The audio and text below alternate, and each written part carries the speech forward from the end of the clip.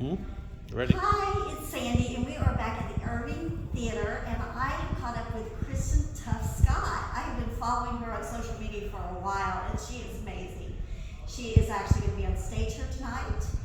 Hey, thanks for talking to me. Well, I appreciate you wanting to talk to me. I was like, what?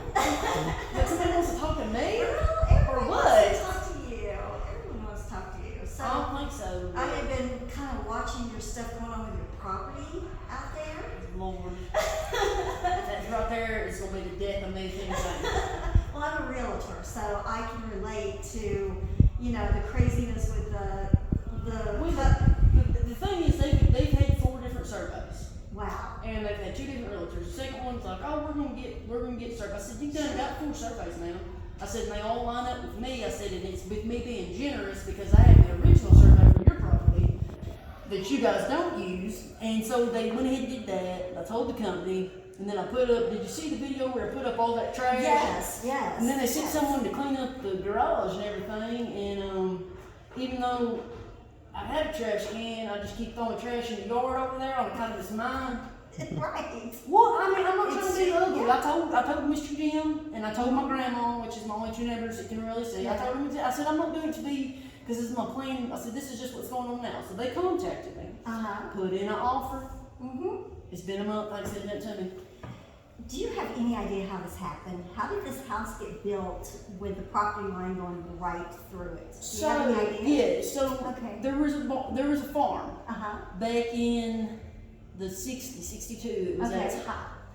And so what I live on is called Hobo Hill. There used to be railroad tracks right here back in the day. Back in the day. Yeah. Okay. It's a I'm from street the now. South too. Okay, so back in the day, and all the hobos would set up on my hill. Well, my nanny's husband, I just call her my nanny. My nanny's husband, he owned all of it. It used to be 75 something acres right there in what would have been town now. Sure. But it's only 10. Okay. So there was 2 barns. Okay. And what happened was he turned the first barn into a house, which is the one that goes over my property line. He did not go talk to the fella who made the lines. And he was I'm going to walk it off and put a 1/4-inch rebar or 1/2-inch rebar in the ground, and that's where your line is. And then I called the fella, and he said, I told him, all this stuff. And I said, well, we can't, bygones is bygones.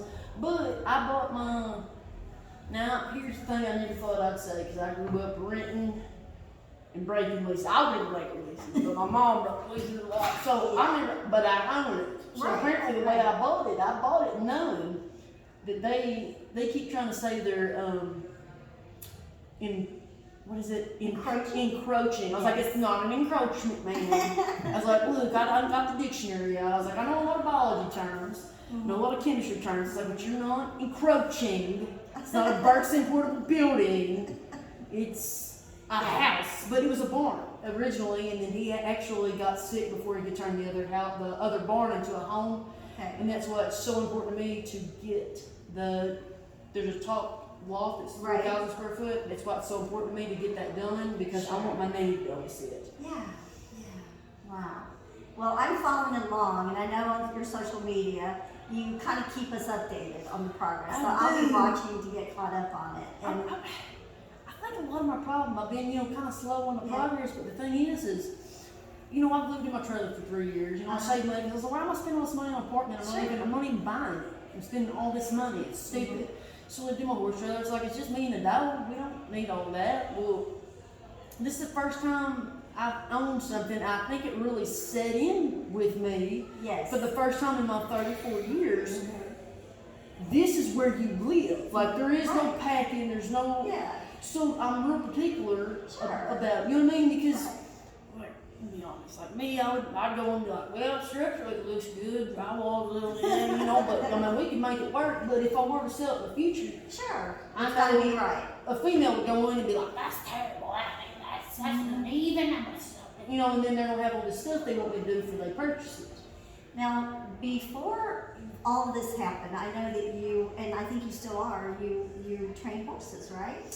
Yes, so I currently am not training or, I hate to use the word break, but I really, honestly, all I did was get them where they were rideable, and then they went on to their other discipline. Okay. So I did that, but I don't currently do it for a few friends, and then myself, because I found out I had a degenerative disc disorder in my neck or something. Oh, really? I don't know. So they want me to wear a neck brace, and I'm like, I don't want to. Try to do horses and yeah. Well, I'm not. You know what I mean? A neck brace, like how am I supposed to do it? Like, yeah, that would be very hard. Very hard. yeah. And didn't something happen like because you were training horses, your video that went viral? Tell me about that. When was that? So that was in 2015. That's Okay. before you could ever be what they call monetized on Facebook. Sure. That's before you could do different things. I just had my page public so that people could see what I could do with a horse. Uh-huh. And like, what happened was, I never had the flu. Got the flu for the very first time. I knew it was the flu because of the way I felt. I was like, this is serious. Uh-huh. Left everyone a voicemail. Also text said, this week, your horses will be exercised. They will not be ridden. They will be exercised, meaning that, they'll blow off steam and they're not going to get all stalled like, I said, the feed is on me. Whether you've got $high feed or you got $8 sweet feed, it's on me. Right. These people start calling me and I've got, the flu, the first time in my life, and I'm grown, and my natural thing is I'm a comfort person. I've got ADHD, dyslexia, dysgraphia, apparently a touch of autism. That's another story. Well, I got tired of them giving me labels. I'm like, I can't even, it looks like a doctor's office if I had to write down all the initials and everything. Yeah. And so I wanted to drive 4 hours home to my grandma's house because I didn't feel good. But I was like, I can't give grandma a pop of the flu. So I stayed home in the house. People's calling. And me not thinking, I posted a video and said, look, I done told y'all that I had the flu. And I told you your horses would be exercised, they wouldn't be ridden. The stuff would be on me. You're not being charged nothing. Nothing. And literally my exercising and what my friend was going to exercise is probably more than what you was going to do with them. And I said half of them, probably 75% of them belong at the glue factory anyway. I said, so if you got a problem with it, come get your shit and leave me be. I said, I'm sick. I don't feel good. And I forgot that my Facebook was public. And then it went viral, so it was a joke. I made the fan page or whatever. And then it just turned into a thing. And then I got mad and went on pipeline for 2 years.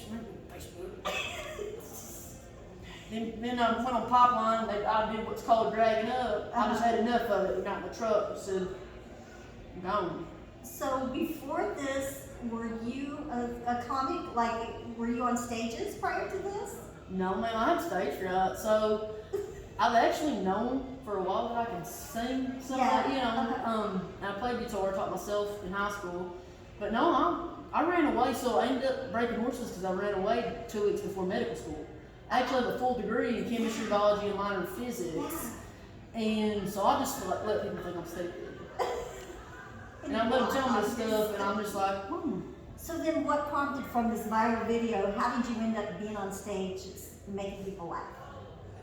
It's just one of the things that I just rolled with it and kept, posting the videos, and then people would approach you about like advertisements and stuff, and then Facebook did the monetization thing, which is when you see the commercials pop. I'm honest about it.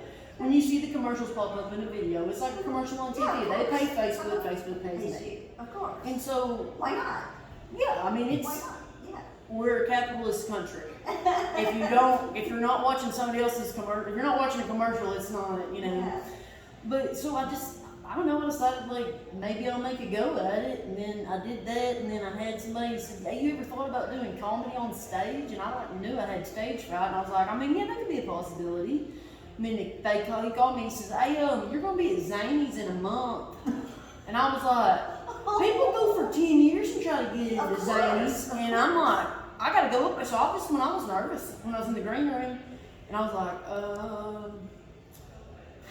so it's either do or die. Did it go well that It first did, time? yeah. It was actually Tuesday night, and we sold out, packed the house. There was people fighting. It was a good time, man. If there was fighting going on, that people were having fun. Look, I've got. This is the thing about I do not discriminate on anybody. I got people that follow me that's got monies, people that's got felonies.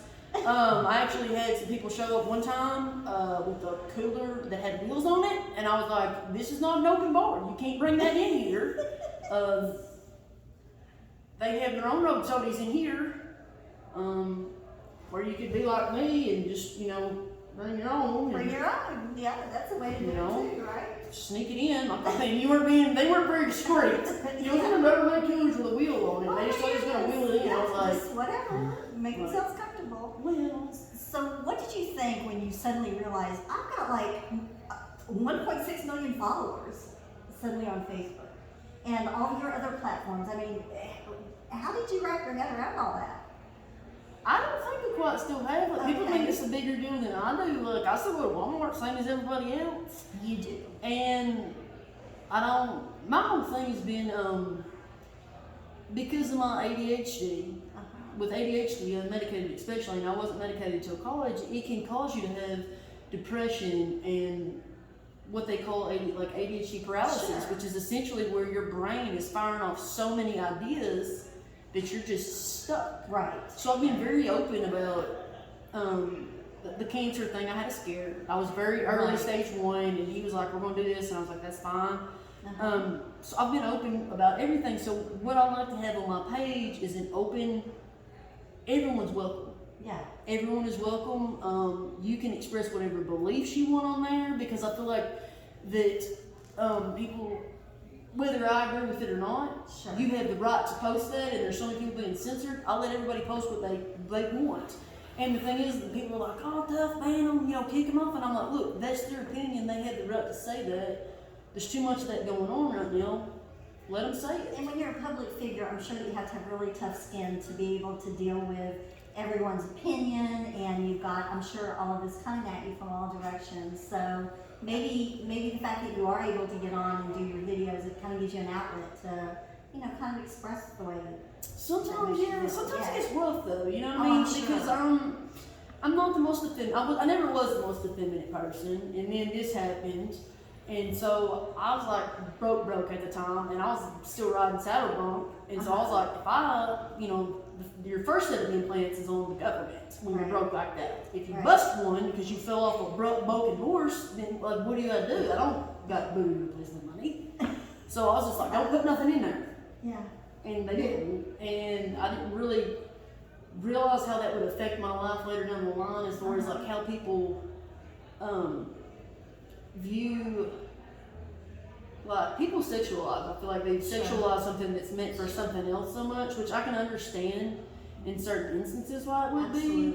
But for me, I've never showed them anyway. No one knew I had them. You know what I mean? It's not like I was wearing these low cut shirts. And like, now I'm not. I mean, this is how I dressed in the beginning. So I don't know. It's just I heard a lot growing up in a small town of 3,500 people about myself. From people I knew, and I'll be honest, a lot of the people, the people that said some of the things to me, I had to keep in mind the generation they were, and they did not mean it the way that it came to me. They were trying to tell me what they knew to be best. You know what I mean? They were trying to save me from the world and the criticism.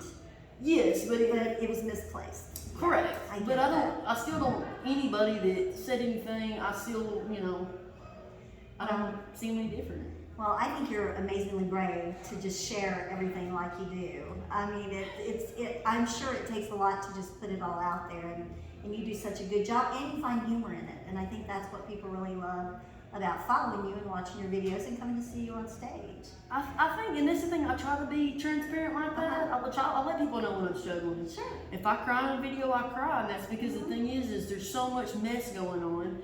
People I may make a video about this subject, but it'll hit somebody like, man, I really needed this video today, and they'll say why, and then somebody else comments, and then they have this little comment thing going on, and it's for everyone. It's a place to come and just laugh and block out the world and the TV and the news and all the bad stuff going on. Right.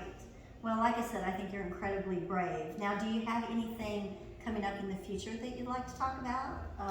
I know you're out here meeting your fans and traveling all around the country doing that. And well, I don't have fans, and they'll tell you I have friends I haven't met yet, because I feel weird referring to them as fans. You know what I mean? Because like, most of them are just friends I haven't met yet. Well, and that's a great way to look at it. With the exceptions to people I got restraining orders on you. Well, yeah, they got kind of weird. But I mean, basically, I'm just gonna stay on the road as long as I can. I get to meet, like, apparently I thought I was opening for Donnie Baker. Apparently I'm co-hosting with Donnie Baker. I'm Next excited. weekend, right? Yeah. Henderson, Kentucky? Yes, I can't remember the dates. Like next weekend or the next, I don't I know. think it's next weekend.